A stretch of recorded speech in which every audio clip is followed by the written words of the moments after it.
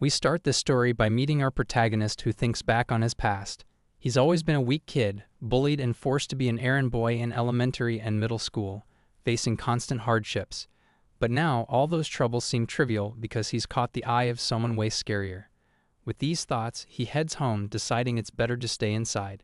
Just as he arrives, he sees our heroine, who comments on the nice day. Anoki suspects she already knew he was there. She asks why he looks so down, and he brushes it off, saying it's nothing. They greet each other, and Anoki thinks about how Torimaru is the top delinquent at his school, making his life tough. Torimaru grabs Unoki's hoodie and drags him along. It's so early in the morning, and he is already being dragged around, but that's just Torimaru being Torimaru. It all started when she called him one day, declaring him to be hers. Anoki, stunned, asked her to wait a second, but Torimaru demanded an answer right away. Her expression was so intense that it scared him.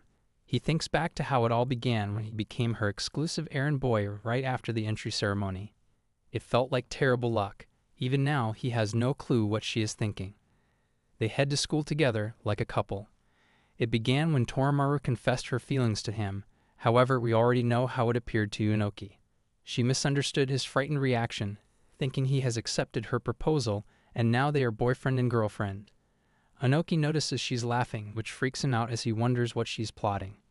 Torimaru starts brainstorming couple activities, like making homemade lunchboxes, and asks him about fried cutlets.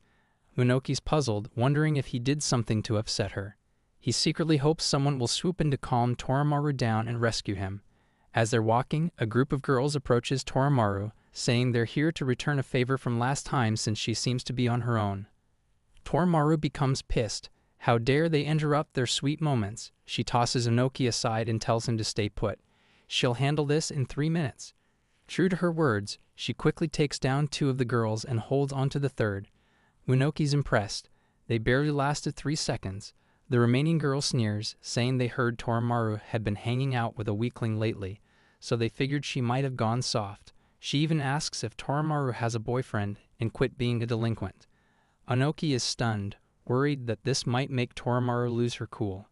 But Torimaru calmly replies that they might not get it, but she still enjoys those delinquent things.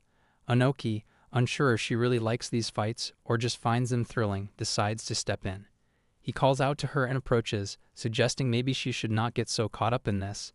Then he grabs her face gently and asks if she could close her eyes for a moment. Torimaru is wondering what Unoki's up to and seems to be hoping for a kiss. Instead, he just wipes her face, apologizing and saying he's trying to clean off the dirt. He asks if she's okay, realizing his shoe polishing habits are still kicking in. He's relieved she hasn't gone full ninja on him yet. Meanwhile, Torimaru thinks Unoki's gentleness is adorable and falls even more for him.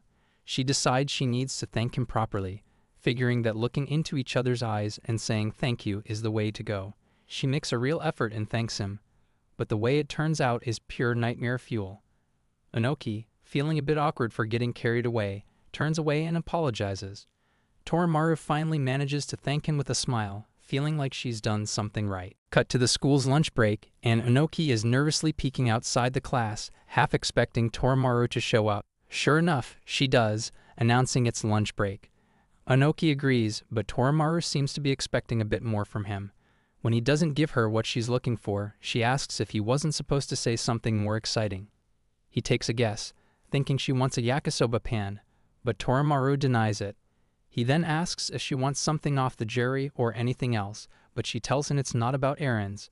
All the other students are watching them, whispering and gossiping. Unoki, feeling confused, wonders if he got it all wrong. Torimaru says he won't understand unless she shows him, so they head to the roof. Unoki's afraid of what's coming next, but once they're on the roof, Torimaru comments on the nice weather. He agrees and wonders why they're up here and what her plan is. Maybe she'll finally end his life. However, it's the opposite. Torimaru just wants to enjoy a nice lunch as a couple. She even made a special lunch for him and wants to repay him for everything he's done so far.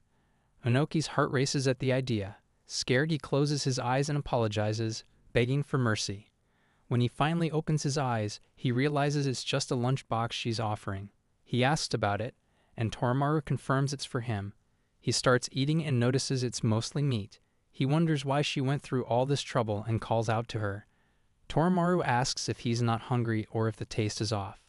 He assures her it's not that, but he's curious why she made it just for him.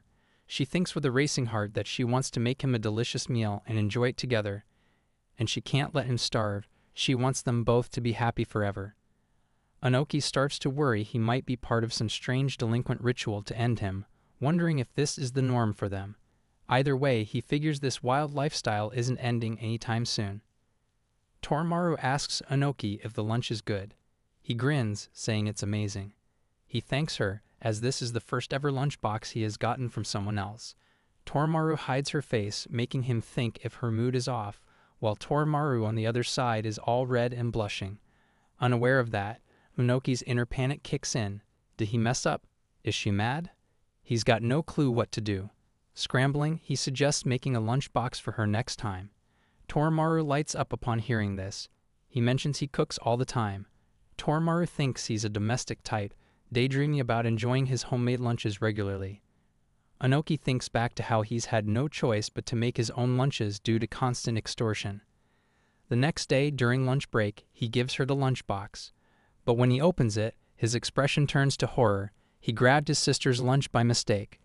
Torimaru looks at him, amused, thinking it's adorable how caring he is, even if it's a mix-up. It's another day at school. A crowd of people greets Torimaru, with one girl thanking her for her hard work.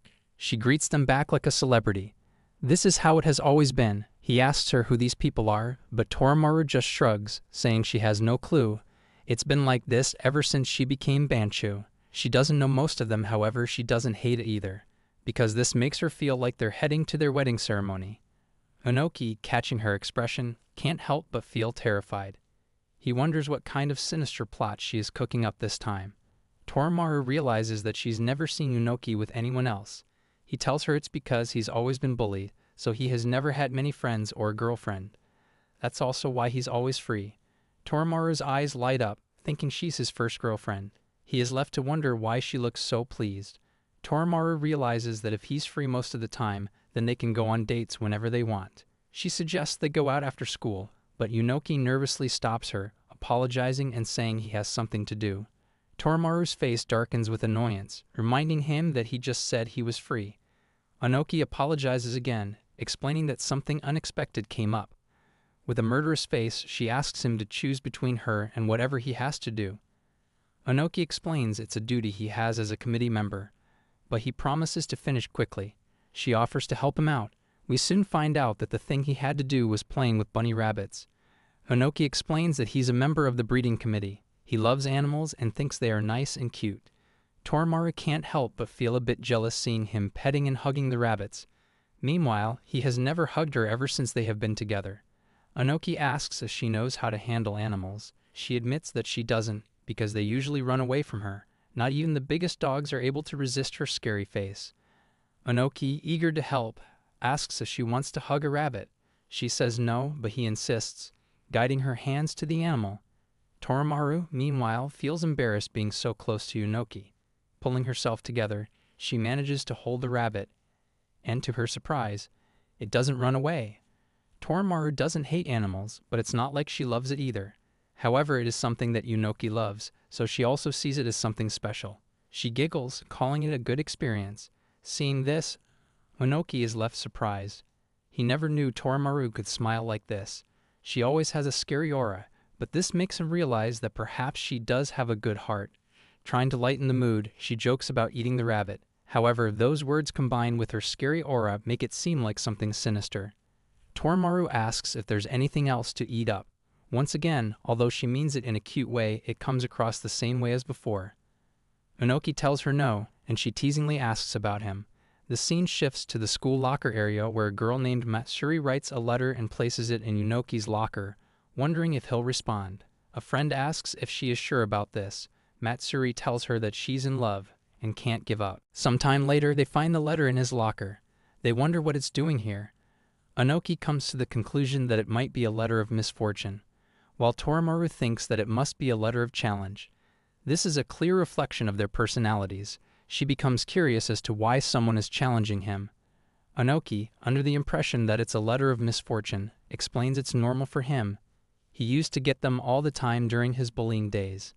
In fact, he recently got one about 5 days ago. Torimaru asks if he wants her to go with him.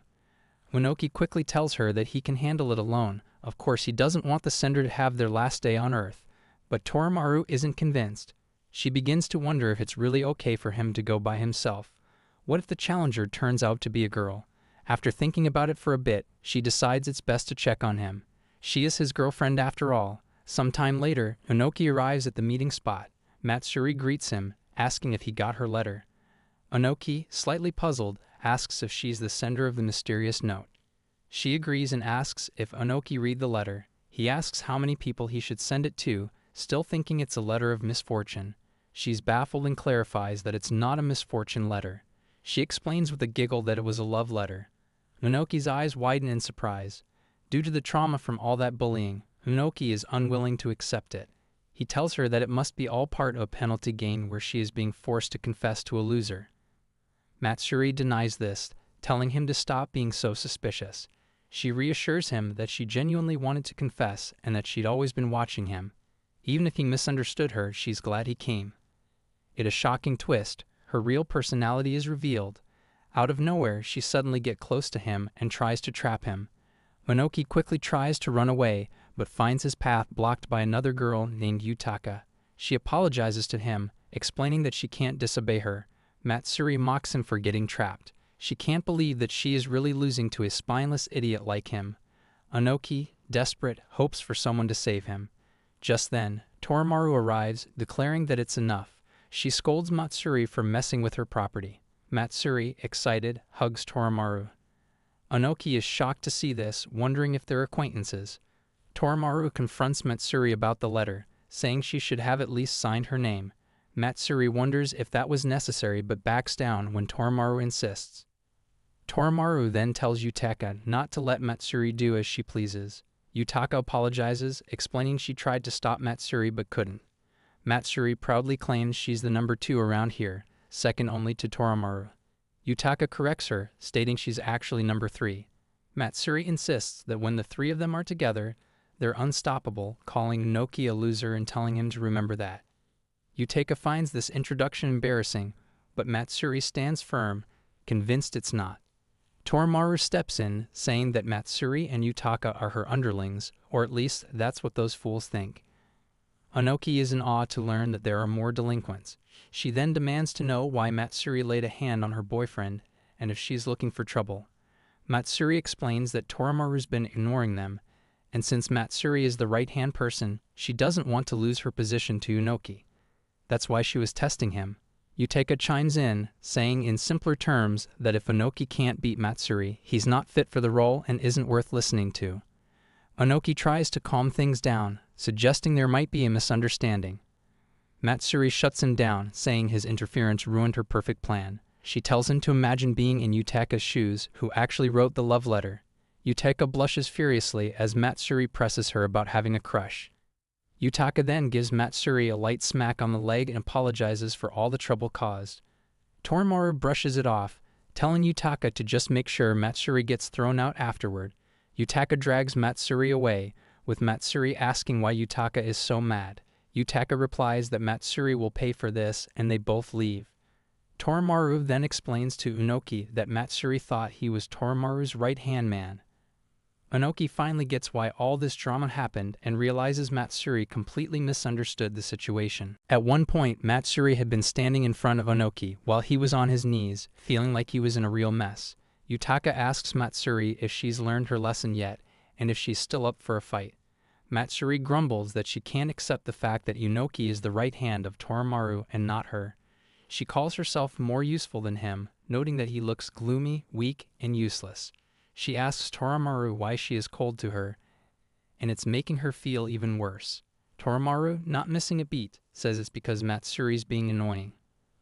Unoki thinks Torimaru is being pretty straightforward, but it's understandable. After all, he's technically Torimaru's errand boy. He's caught between feeling bad for Matsuri and realizing she insulted her boyfriend. Torimaru then tells Matsuri she's got the wrong end of the stick and won't be losing to Unoki anytime soon. Matsuri twitches her face and asks what's so special about Unoki. Torimaru replies with a cheeky grin, saying if Matsuri is so curious, why doesn't she check Unoki's strength herself? Matsuri agrees to prove herself, to which Torimaru sets some conditions, prompting Mitsui to ask what the conditions are. Torimaru gives her a mischievous look and says if Matsuri talks to her face-to-face for more than 10 minutes, gets too close, stares at Unoki, or even touches him, she'll be in big trouble. Matsuri is taken aback, but insists she won't do any of that. Matsuri then turns to Unoki, asking what he can do for Torimaru. Unoki proudly mentions he made her a lunchbox. Matsuri's eyes widen in shock as she turns to Torimaru, asking why she didn't eat the lunchbox she made for her. Torimaru rolls her eyes and clarifies that Matsuri is talking about the multi-tiered lunchbox she made after waking up at the ungodly hour of 4:30. Torimaru thinks that's a lot of effort for a lunchbox, and she's definitely not about to eat it. Matsuri then insists there must be something else Unoki can do. Unoki adds that he can carry things, clean, and even pop over to the convenience store and be back in 2 minutes flat. Matsuri jokes that he's just an errand boy, to which Unoki admits with a shrug that he is indeed an errand boy. Matsuri then asks what Unoki did to make Torimaru like him so much. He admits he's not sure and is baffled as to why Torimaru picked him in the first place. Matsuri grabs his collar and tells him to at least look her in the eyes when she talks and stop being such a nerd. She brings up Torimaru's words and asks why Torimaru is so overprotective of him. The more she listens, the more confused she gets. Matsuri starts pondering why Torimaru likes Unoki so much and suddenly has a bright idea. She gives Unoki a playful kick and suggests they should just make him their shared errand boy. That way he'd actually be useful. Just then, Torimaru calls out to Matsuri. Matsuri casually replies that it's no big deal, she only used her foot, not her hands. Torimaru, rolling her eyes, tells her to cut out the nonsense. Unoki wonders why Torimaru picked him in particular. Like someone as strong as her could get any idiot she wanted. She's definitely strong and a bit scary, but he doesn't think she's a bad person. It seems like she's craving something, and while she might be used to people leaning on her, he'd rather stick with Torimaru. He shouts out that he doesn't want anyone else, and it looks like she's already got him marked as her property. Plus, doing things for two people at once probably wouldn't sit too well with Torimaru. Matsuri gives Unoki a nod and says he's got some backbone. If Torimaru chose him, then that's just how it's going to be. Unoki breathes a sigh of relief, thinking he dodged a bullet. His feelings come out sounding like a confession, and Matsuri turns to Torimaru, asking if that's the real deal. Torimaru, looking a bit flustered, freezes at her place, but upon Matsuri's insistence, the mumbles that Unoki is strong. Matsuri raises an eyebrow, seeing Torimaru stuttering, and she questions what exactly Unoki did to earn that praise. She figures Unoki might be a lot more than he seems, while Unoki is sweating thinking that she is possibly pretty upset. Matsuri tells her to get his act together and then apologizes to Torimaru. Yutaka, meanwhile, is having a feeling, realizing they might all be misunderstanding things. It seems like Torimaru might actually be in love with Unoki, and Matsuri hasn't caught on yet. Yutaka wonders what kind of clueless idiots had to come together to create such a messy situation. Someone then asks Unoki if he heard the rumor about Torimaru. Apparently, she was super upset that morning and beat up some delinquents who were looking for trouble. Unoki, with a knowing look, confirms the rumor. The person comments that things are a bit scary and advises Unoki to keep his distance if he's just an ordinary person. While Unkoi is stunned, realizing this is probably why Sue didn't come to pick him up that morning. Unoki wonders if Torimaru is still mad about what he said the day before. Just then, Torimaru shows up, saying she's been looking for him since he wasn't in the classroom. Unoki freaks out a bit at her sudden appearance, apologizes, and Torimaru if everything's alright. Torimaru gets puzzled by her reference to a bad mood and asks what he means and clears it up, saying she feels amazing, even if it doesn't look like it. She explains that she feels unstoppable, like no one can stand in her way. Unoki is relieved to hear that and is surprised when Torimaru grabs his collar and suggests they head to the rooftop. He points out that the next class is about to start, but Torimaru insists they skip it because she wants them to be alone. She's not keen on showing her face to anyone right now. Unoki wonders what kind of face she's making. They head up to the roof, with Unoki still curious about what's going on. Torimaru is so thrilled she'd rather be with Unoki. And Unoki feels the same way. She's convinced she's on top of the world, feeling unstoppable. Unoki wonders why she's acting so intense, while Torimaru blushes thinking, with how much they love each other, Shouldn't they be moving to the next level? Just then, Torimaru calls out to him, catching him off guard.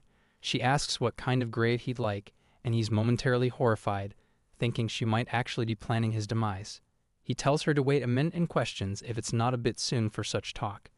Torimaru brushes it off, saying it's all part of the plan, and sooner or later it'll happen. Onoki realizes there's no escaping this conversation and wonders what's next. Then Torimaru brings up the topic of a wedding ceremony. Onoki is dumbfounded and says it's way too soon for that too. He's still a teenager and thinks they should wait and figure out a few more things before jumping to marriage. Torimaru being earnest about taking their relationship to the next level and thinks about the things they can do. She blushes as she considers kissing but decides that might be rushing things. She thinks they could hold hands and go on dates, but she's unsure which should come first, kissing or dating. Minoki thinks Torimaru has gone quiet and he's always trying to avoid making her mad, but he keeps messing up. Now he's racking his brain on how to make things right. He finally says if there's anything he can do for her, just name it and he'll do it even with his life. Torimaru is intrigued and wonders if he really means anything. Onoki's second-guessing himself, but she seems genuinely ticked off. She thinks for a moment, wondering if she should really ask for kissing, and then drops the bomb. She's talking about everything being swollen and sticky, which Onoki figures out must mean kissing or something. He's completely lost and asks her to clarify. Torimaru explains that things are getting out of hand, and they should hold off on that stuff for now. Onoki's scratching his head, confused about why she's so upset. Scene transitions to Matsuri, who jumps in, challenging Torimaru to a race down the hallway to see who's faster. Torimaru jokes about defeating her to Mitsuri urges her to give it a try, and Torimaru, not one to back down from a challenge, is up for it. Onoki wonders how things escalated so quickly. Then, Torimaru spots Onoki with a broom and asks what he's up to. He explains he's on cleaning duty. Torimaru is amused by the coincidence, saying she just finished dealing with some trash herself. She thinks of getting home with him, but seeing him busy, she changes her plans and decides they might as well clean together. She grabs a new broom, declaring it's time to get this done. Onoki thinks she's upgraded her weapon, but he's just happy they're working together. Torimaru wonders where she should start cleaning, and Onoki's eyes widen in surprise. He's taken aback when she says she's here to help.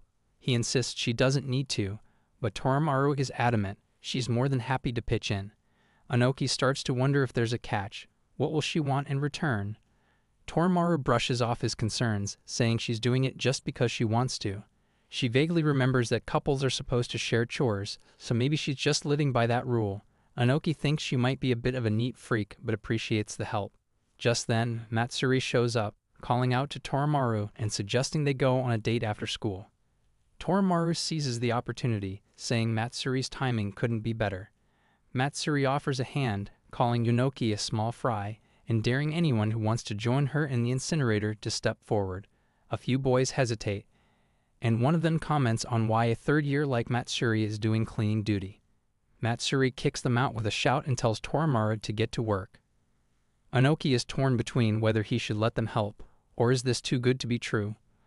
But as Matsuri starts clearing out the trash and Torimaru works alongside her, she realizes they're genuinely lending a hand. Matsuri points out that she's already cleared her side and asks why Torimaru is still struggling. Torimaru just sighs and says cleaning up is a tough job. Matsuri raises an eyebrow, wondering if Torimaru doubts their cleaning skills. Torimaru quickly reassures her that she doesn't. Matsuri then plays it cool, saying if it weren't for Torimaru, she wouldn't be here. But whether Torimaru believes it or not, they're top-notch cleaners. Minoki's skeptical and asks if it's for real. Matsuri proudly announces that she's known as the Bloodstained Cleaner, a nickname that sounds more dramatic than it probably is, and jokingly asks if Onoki wants her to clean him too. Torimaru steps in, laughing and telling Matsuri not to take the joke too far. Matsuri nods, saying she was just kidding. Onoki's still unsure whether it's really a joke or if this whole thing is a bit off. As he's about to change the water in the bucket, Yutaka shows up, offering to handle it. She insists that physical work is her specialty for the day. Onoki tries to insist that he can do it, but Yutaka suggests splitting the work to get it done faster. Onoki reluctantly agrees and leaves the task to her. Yutaka then asks Onoki what he thinks of Torimaru. Onoki smiles and says that Torimaru is wonderful and definitely fits the role of being awesome. Yutaka tells Onoki to relax. This isn't an interrogation after all. She notices his nervousness and thinks they're all a bit confused. She admits her behavior might not be the best but insists she's not a bad person, so he shouldn't be too wary of her. Onoki, trying to clear things up, asks if Yutaka likes them. Yutaka is taken aback, flustered, and quickly denies it. She explains she just respects them, but then, as she's about to continue, she accidentally knocks over the bucket of water.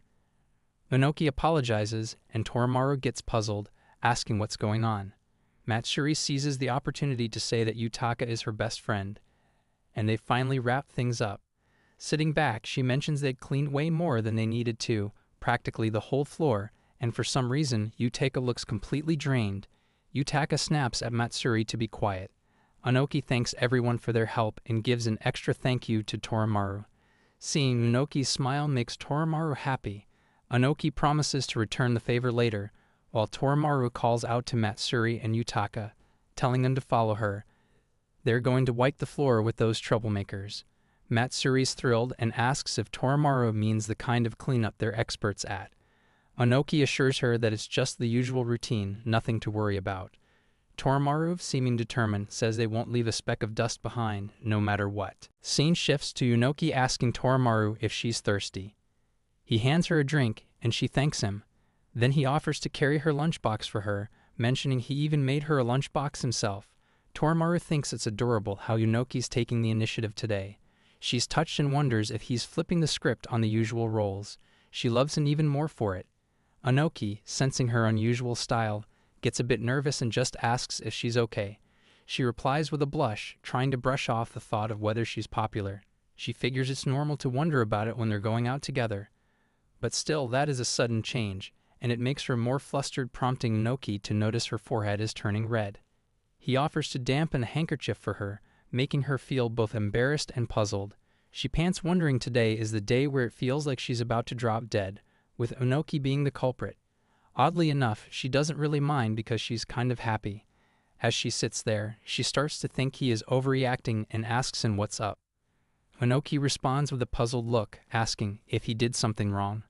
Then he offers to get her something. She declines, but he insists on getting her a yakisoba pan and promises he'll be back in just 2 minutes. She tells him to chill out and says she doesn't need anything. She sighs and wonders if there's something specific he's eager to talk about, and if so, he should just spill it. Onoki explains that earlier that morning, while looking in the mirror, he got a bit spooked because there were no scars or bruises on his face. Since becoming her golfer, no one's hit him or made him run errands. The worst he's had to endure is a minor kick to the chin from Matsuri. Torimaru is taken aback and wonders if he's really worrying about that, and if that's what he actually likes. It turns out he's not Matsuri, but Onoki explains that since she's not relying on him much, he feels like he's useless. He feels like he can only be of use to others, and it's been bothering him for a while. He tells her not to hold back, as he's used to feeling this way. Torimaru just tells him to get up and gives him a light smack on the head. The pain makes him wince, and Torimaru says that now he's back to his senses.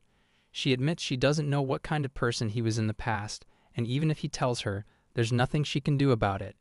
But since he's her boyfriend now, he should stop bringing up his past or she might get jealous.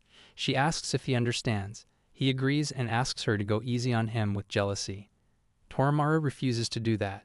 Onoki sits at his desk, puzzling over what Torimaru actually wants from him. He's done everything he can for her as her errand boy, and she feels different from everyone else. He starts to think of something, but then dismisses it, realizing it's just his wishful thinking. He wonders what he means to Torimaru and feels lost. Matsuri comments to Torimaru that she seems to be in high spirits. Torimaru replies it's because she's in love. Matsuri asks who the lucky person is. Onoki realizes he might have been wrong about Torimaru's anger and bad mood. It could actually be the other way around. This thought lingers as he calls Torimaru. She sounds like she's in a terrible mood and asks what's up. Onoki, sitting there, asks if something happened and if there's anything he can do for her. She denies needing anything and thanks him, then admits that at the moment, she despised everything. People, life, you name it. She's surprised by her own mood. Torimaru confides that she feels disappointed and there's something she just can't overcome. Onoki wonders what this could be. He asks if a monster has come back to life.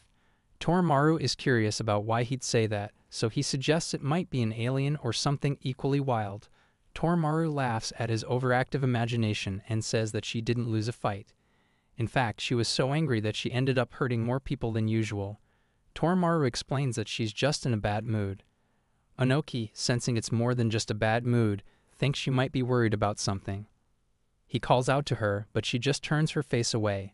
Onoki tells her that if something is troubling her, she should talk to him. He might not be much help, but he's there for her like she's been for him. Torimaru admits that she'll probably sound silly, but she'll share anyway. She then reveals that her height hasn't changed. Onoki wonders if they had a physical examination that day. She agrees that they had the physical examination, and Onoki says he was really looking forward to it. Torimaru mentions that she didn't grow at all, not even an inch, and wonders why he thinks she might be wearing heels. Onoki explains that he thought she was wearing them to look taller. Torimaru says she knows there's nothing she can do about her height, but it still frustrates her, and she envies him for being so tall. Onoki doesn't think he's that tall and wonders why she's so worried about things like that. He realizes it might sound rude to say out loud. Torimaru insists she's not bothered by something so trivial. Onoki swears he's not judging, but if he's honest, he thinks she's fine just the way she is. She pauses for a moment, and Onoki asks if he said something wrong. She denies it, saying that if he thinks that way, then staying as they are doesn't sound too bad, which makes his heart race. She thinks he loves her as she is, and she loves him too. Onoki feels a sudden panic as his heart races more and realizes that if things continue like this, he might not make it. He tries to calm himself down. Matsuri arrives, noting that there's no way Torimaru is that worried, and gives her a comforting hug, suggesting she should have shared her worries. Torimaru gets irritated and tells Matsuri to shut up and leave. Yutaka apologizes for the interruption, but Onoki reassures her not to worry about it. Torimaru sadly complains that their presence makes her feel even smaller and tells them to go away. Yutaka expresses a preference for being a bit shorter, and Matsuri, curious, asks what she means. Torimaru gets clearly annoyed and tells her to stop making such comments. Matsuri tries to console her by stroking her hair and saying she thinks Torimaru is perfect as she is, small, cute, strong, and the best. She assures her that height doesn't define who they are, so there's no need to worry. Torimaru, now angry, hits Matsuri and tells her to shrink and die. Meanwhile, Onoki silently vows never to bring up the topic of height in front of Torimaru again, no matter how kind she becomes. One rainy day, Onoki feels lonely, thinking Torimaru won't come to pick him up. She usually visits his apartment almost daily, and he misses her. Just then, Torimaru arrives, completely drenched from the rain. Onoki is shocked and asks where her umbrella is. Torimaru replies that she doesn't like using it, leaving Onoki bewildered. He offers his umbrella for her to use, still trying to process her reasoning. She replies that she's fine and a bit of rain won't kill her, so they should just go. She grabs his hand and pulls him along. Onoki tries to tell her to wait, but they soon arrive at Matsuri's place. Matsuri, surprised to see them all wet, says that soaking themselves must have been their only reason for coming. She uses a hairdryer to dry Torimaru off and reassures her that she'll be fine. Matsuri then asks if Torimaru wants her to dry her hair as well, but Torimaru declines. Yutaka appears and asks why Torimaru dislikes umbrellas. Torimaru explains that umbrellas block her hands and have a short range. Onoki joins them, bringing a warm drink for Torimaru. Torimaru tells Yutaka that umbrellas aren't strong enough and tend to break easily. Matsuri chimes in, asking if Torimaru can fend someone off with a disposable umbrella. Yutaka points out that it would be a problem if there were more than one person. Boki thinks to himself that this sounds like a conversation among berserk girls. He mentions that the real issue is that Torimaru is catching a cold. Torimaru snaps back, saying that's what he's worried about, and acknowledges that she's right. Torimaru thinks to herself that Onoki is a very good person.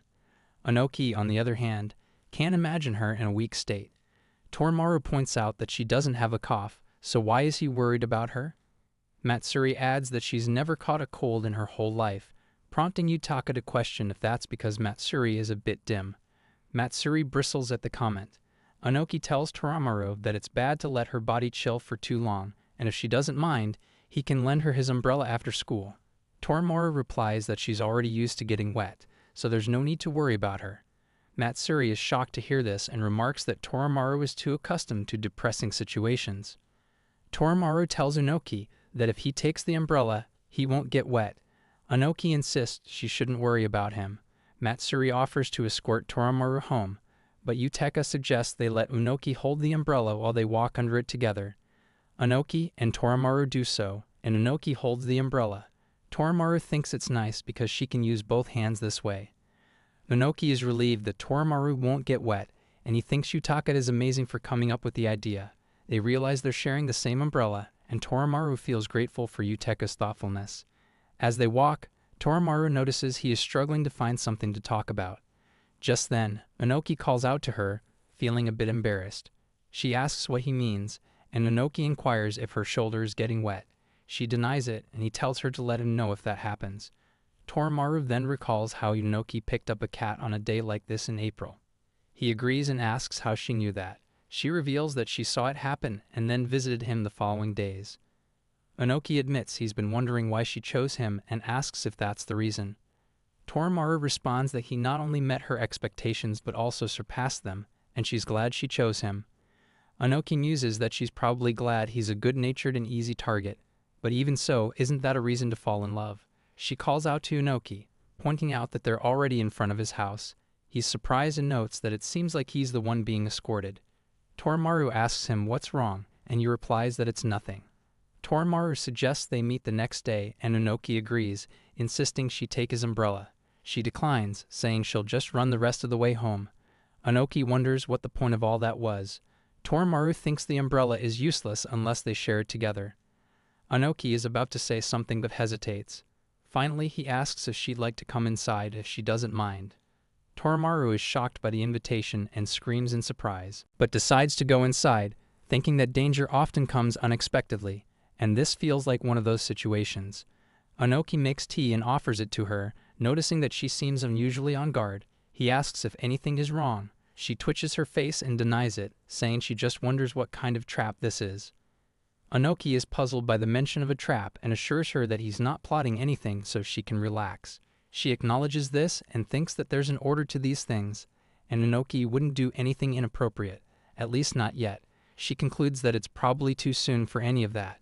Unoki realizes that she clearly doesn't trust him, but he tries to reassure her by saying the rain should stop soon, so she can stay there until it does. Toromaru is pleased and thinks that she knew he was a gentleman. She agrees to stay, and Unoki feels that it's right. They're just talking normally, with nothing weird going on. A silence falls between them, and they both notice that they're not speaking. Toromaru tries to come up with something to talk about, wondering if they always struggle to find topics. Unoki feels the awkwardness and wonders if he's become too familiar with her. They both ponder what the other is thinking. Suddenly, a cat appears, surprising both of them. Toromaru wonders if it's an enemy, but Unoki reassures her that it's not and tells her not to be so wary. Toromaru looks closer and asks if it's the same cat Unoki picked up earlier. He confirms, apologizes for the cat's behavior, and explains that it's a bit mischievous. Toromaru reaches out to the cat, but it scratches her and runs away.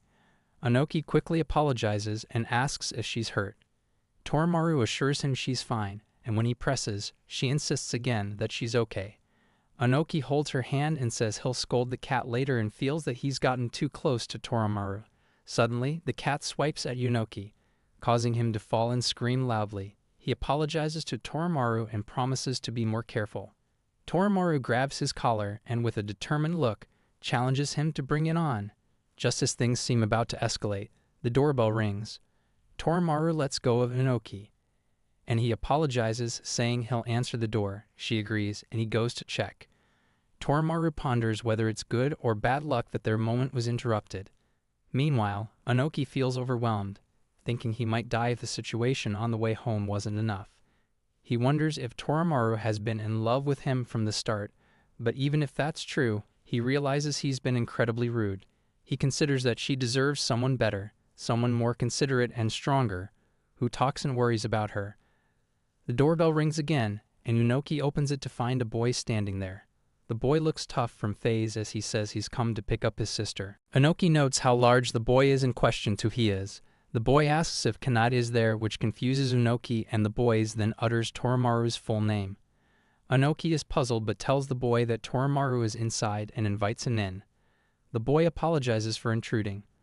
Onoki thinks that Kanad might be Torimaru's first name and wonders if the boy could be her boyfriend or older brother. Either way, he feels he might be in trouble. The boy enters the room and sees Torimaru lying there and trembling, making them think if she is dead. Onoki, thinking she might be in trouble, calls out to her, informing her that someone is here for her. Torimaru gets startled and says she feels like she's going to die. Onoki reassures her that it's not something she's imagining. The boy asks Torimaru what she's doing. Torimaru gets shocked as she looks up and asks what Tasuku is doing there. Tasuku explains that he came to pick up Torimaru because she left for school without an umbrella. When he couldn't find her there, he heard a scream from this house and thought she might be here. Torimaru, clearly irritated, grabs Tasuku's collar and tells him to forget about any shriek and just go home. She tells him to stop asking questions and to leave. Onoki, curious, asks Torimaru who Tasuku is. Torimaru and Tasuku both reveal that he's her little brother. Onoki is stunned to learn that Tasuku is her younger sibling. Tasuku adds that he's in 9th grade and introduces himself, thanking Onoki for looking after Torimaru. Onoki, still reeling from the surprise, thinks that if Tasuku is Torimaru's little brother, maybe Torimaru has a bit of a scary side and he's already giving him a fierce look. Tasuku then asks Onoki what his name is. Onoki tells his name. Tasuku asks Onoki if he's Torimaru's boyfriend. Onoki thinks that's exactly what he's been wondering. What does Torimaru think of him? While Torimaru gives Tasuku a stern look asking what he means. Onoki freezes at his place, unable to utter any word. Torimaru tells Tasuku to use his common sense and apologizes for his curiosity. Onoki, feeling relieved that he didn't misunderstand Torimaru's intentions, is a bit embarrassed for having worried about it. He realizes he might have misinterpreted her reaction as something negative when she was just reacting to Tasuku's prying. Torimaru thinks it's obvious that they're a couple and assumes Onoki is a late bloomer who just hasn't figured it out yet. Onoki considers that it wouldn't be surprising if Torimaru was angry about the misunderstanding, and both of them are feeling a bit mortified. Torimaru tells Tasuku she can't deal with him anymore and suggests they head home. Onoki asks why, but Torimaru replies that he doesn't need to know. She opens the door, says they should meet again the next day, and Onoki agrees. Tasuku and Torimaru head outside. Tasuku notes that the rain has stopped, and Torimaru mentions that Onoki predicted it would. Tasuku offers to lend Torimaru his favorite book, thinking she might need it. Torimaru declines, saying she doesn't need it and won't read it. Tasuku responds with a playful remark about flirting more, which makes Torimaru question if he enjoys seeing his relatives in that light. Tasuku shrugs off the question, saying he doesn't care about that and just wants to enjoy all the love stories in the world. He adds that men are made of sugar and spice too. Torimaru comments that his face doesn't match his personality. Torimaru wonders why Tasuku believes they're similar, and he replies that he thought they were alike. Torimaru insists they're not. Tasuku, cheering her on, tells her to do her best in her first relationship. She warns him not to do anything out of line. Tasuku just shrugs, ready to see what happens next. The scene shifts to the dodgeball court, where students are in the middle of a game. Onoki looks exhausted, and Torimaru tells him it wasn't bad, but that he should probably give up since she's going all out. Onoki feels like he's at death's door. The scene rewinds to an hour earlier when Torimaru found Onoki in his jersey during lunch break. She asked if he had PE, and he confirmed it was in the 5th period. Torimaru stared at him, thinking he looked good in the jersey. Hani noticed Torimaru's intense stare and asked if she was attending PE. She replied that she skipped it because she exercises all the time, to which Onoki comments on how that made sense. Just then, a boy announced that since the CCL class had self-study during the 5th period, the teacher said they would play dodgeball against them. Torimaru and Onoki were surprised. Torimaru was from the C class, and Onoki was in the class. The students gather and the teacher instructs them to form a line. Onoki sees Torimaru and asks if she's joining the game. She agrees and tells him it's obvious she would participate since he's there. She reassures him that she won't let anyone else interfere. Onoki, thinking she might actually be out to get him, braces himself for the game. Back in the present, Torimaru stands ready with the ball. Onoki, lying on the ground, reflects on how he knows just how powerful and fast Torimaru's throws are. They could seriously injure someone. Torimaru remarks that Unoki is surprisingly good at surviving and admits she's impressed. Unoki, however, feels frustrated with his own evasive skills. Torimaru enjoys being alone with Unoki, away from the crowd, and thinks that if every day were like this, she wouldn't mind attending PE. Unoki observes that Torimaru seems to be having a great time, especially with the support from two classmates he doesn't even know. Two students cheer Unoki on, urging him not to lose to Torimaru. Torimaru passes him the ball, asking if he wants to make a throw, since all he's been doing is dodging her attacks. He says he can't bring himself to do it, but she insists he shouldn't hold back and promises she'll handle whatever he throws at her. Unoki says he's still unsure, and Torimaru reassures him not to worry about her, to which Unoki explains that he wasn't worried. Just then, Matsuri arrives and asks Unoki what's going on with Torimaru. Unoki tells Torimaru he's not concerned about Matsuri's question and admits that while he's worried, he can't quite explain why. He's only able to be like this with her and is prepared to lose, so she should just hit him and get it over with. Torimaru, however, declares that he won, which confuses Unoki as it should have been his loss. She explains that he couldn't bring himself to hit her, showing how gentle he is, which makes her love him even more. Matsuri teasingly questions if she meant half fry, and a boy mentions Unoki won by default. A girl suggests that Unoki might be scared, while another wonders if that's what the first girl meant. Another girl comments on how well they seem to get along and asks Unoki if he's happy about it. Suddenly, Torimaru smacks the ball against the side wall and asserts that this isn't an exhibition. The boy apologizes to Torimaru, and she asks if he was teasing Unoki by saying they make such a great pair. Unoki tells her she should hit him, and when she wonders why, he explains it's because he's representing his class. One day, Yutaka shows up, looking a bit frazzled, and apologizes for the interruption. She asks if she can have a moment with Torimaru and Unoki. Torimaru, curious, asks what's up and if Yutaka is alone. Yutaka explains that Matsuri has gone missing. The three of them head to the roof, munching on some snacks, and Yutaka says it's not a huge deal, but mentions that Matsuri hasn't been in touch since they parted ways that morning. She hopes Torimaru might have some clue about Matsuri's whereabouts. Torimaru raises an eyebrow, asking if Matsuri was with Yutaka that morning. Yutaka confirms that Matsuri was supposed to go to school with Torimaru, but she ran off somewhere. Torimaru grumbles about Matsuri being a pain, but admits she hasn't seen her that morning. Yutaka, still puzzled, sighs and wonders aloud where Matsuri could have disappeared to. Unoki asks if Yutaka and Matsuri are always together in the mornings. Yutaka replies that they live next door to each other, so they've been inseparable for ages, despite being in different grades. Their friendship is pretty normal. She reminisces about when she first got to middle school. Matsuri asked her to become Matsuri's trainer and to aim to become the strongest on the island. Yutaka was completely confused by this request, saying she had no idea what Matsuri was talking about. Torimaru had told her it was okay to say no to things she didn't like. Yutaka adds that she knew it was fine to refuse, but she wasn't sure how to express her dislike. Torimaru points out that Yutaka enjoys showing off, but Yutaka denies it, explaining that Matsuri had asked her to do it, and with Torimaru around, Matsuri would be fine even without her. Torimaru responds that until she has Unoki, she doesn't want anyone else, and Unoki adds that he can't replace Tatsu-senpai. Torimaru tells Unoki not to be modest, just as Yutaka gets a call. Yutaka answers, and it's Matsuri asking where she is. Yutaka responds with a hint of exasperation, saying Matsuri should be asking herself that. Matsuri admits she lost her way after a fight and asks Yutaka to come pick her up and bring a band-aid. Yutaka mutters about Matsuri's stupidity but sends her location anyway. Matsuri, a bit defensive, insists she's not stupid. Torimaru Kai tells Unoki that Yutaka is hopeless without Matsuri. After a while, Yutaka arrives near the location and calls out to Matsuri. Matsuri comments on how quickly Yutaka got there. When Yutaka sees Matsuri, she's shocked by the state she's in. Matsuri is covered in injuries. Matsuri asks how Yutaka is doing, and Yutaka, visibly frustrated, hits Matsuri. Matsuri is confused and asks why. Yutaka replies that the wounds Matsuri has can't be healed with just a band-aid and questions why she was fighting in the first place.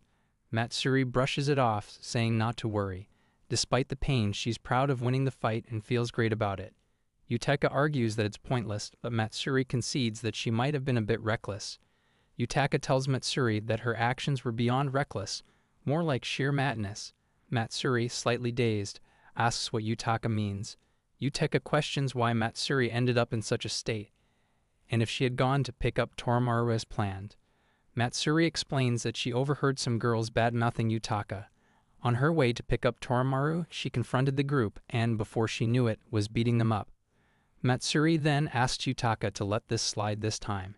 Yutaka scolds Matsuri for being an idiot and questions why she keeps bringing up the fact that Yutaka was emotional. Yutaka insists she doesn't care about what others say about her, but asks Matsuri not to act out like this again. Matsuri, still fired up, tells Yutaka to listen. She admits that she does care and explains that she loves Torimaru and wants to be with her, but she also cares deeply for Yutaka. She asserts that if anyone badmouths Yutaka, she'll always take it out on them, and thanks Yutaka for her support. Yutaka helps Matsuri to her feet and asks if she's okay. Matsuri confirms she is, and then Yutaka inquires about what the girls were saying about her. Matsuri replies that they called Yutaka a pervert, an exhibitionist witch, and even goldfish poop. She made sure to shut them up so they wouldn't say those things again. Yutaka reflects on how people perceive her and feels a mix of emotions. Matsuri insists that Yutaka should just ignore the nasty comments and that they don't really bother her. Then she suggests Yutaka take off her glasses and open her shirt, claiming it looks better that way. Yutaka, puzzled, asks what Matsuri is planning. Matsuri insists that Yutaka looks cooler this way, and it's true. Yutaka does look better. Yutaka shrugs and agrees, saying if Matsuri thinks she looks better like this, she doesn't care what others think. Matsuri then apologizes and says that if they fight here, she'd end up dead, so Yutaka should just forgive her. Meanwhile, Torimaru is strolling through the streets, thinking about how it's time for their relationship to make some progress. They're already a good couple, but she's hoping for a bit more, like holding hands. Tasuku, noticing Torimaru's contemplative expression, asks what kind of face she's making. Torimaru, not wanting to be disturbed, tells him to leave her alone. Tasuku asks Torimaru what she thinks he's thinking, and if she's finally figured it out. He hits the nail on the head. She hasn't held hands with Inoki yet. Torimaru, a bit flustered, asks why he thinks that. With a smirk, Tasuku says there's no way they have. Torimaru insists they practically do it every morning on their way to school, but as she thinks back, she has to admit he's right, they haven't.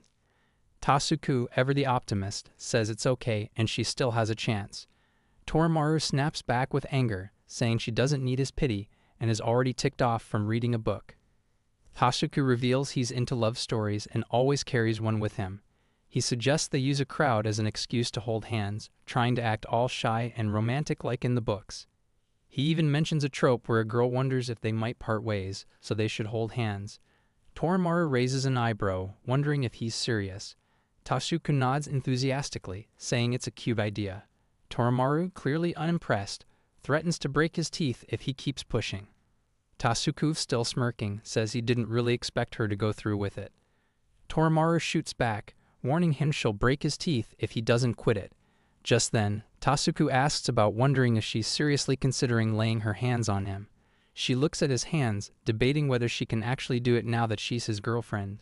Seizing the chance, Tasuku hints that if she fails to follow through today, she'll owe him an ice cream, a cute one, just like the one in the picture he shows her. Torimaru, annoyed but determined, silently vows to prove him wrong. Scene transitions to Torimaru silently looking at Unoki like her prey. She greets him with excitement, which makes him think that she looks more energetic today. Slowly, she moves her hand toward him, asking to give his hand, prompting Unoki to think if she is gonna break his finger. She slowly brings forth her hand, opting to just pick at his collar. It's like the casual touches she's used to. Tasuku had mentioned something about a crowd, so when they get to school, the students part like the Red Sea, giving them space and offering greetings. Torimaru sighs, thinking this isn't exactly what she had in mind, but she's not giving up. Unoki looks at her, wondering if something's wrong. Torimaru reminisces about all their moments together and then takes him to the school roof. Sitting there, she feels like it's impossible, and she's still got a long way to go. She feels a bit pathetic, especially since holding hands is something she hasn't gotten used to yet. But even if it's just for a moment, she really wants to hold his hand. Unoki asks if she needs anything, like a drink. Torimaru shakes her head, saying she doesn't need anything, just that he gives her his hand one more time. He agrees, and as he extends his hand, she touches it and feels something different. Pulling away, she tells him that for now, this is the limit, but in the future, it'll be a full-on hand-holding affair. She makes him that promise. Then, grabbing her stuff, she mentions she has work at home and needs to leave. Onoki wishes her a nice day, and she leaves with a mix of determination and a slight blush. Torimaru tells Onoki to meet her the next day before heading off, leaving him to think that even though she only took his pinky this time, she's clearly set on holding all his fingers eventually. He wonders if her obsession with his hands makes her more of a Yakuza type than a delinquent. Despite her overwhelming strength, he finds her fingers unexpectedly delicate. Back with Tasuku, who's happily munching on his ice cream, Torimaru admits that she's only managed to take his pinky for now. Tasuku, unfazed, tells her to cheer up and reminds her there's always next time. Torimaru scolds him again, insisting he should just enjoy his ice cream. Here I am, know it's been a while.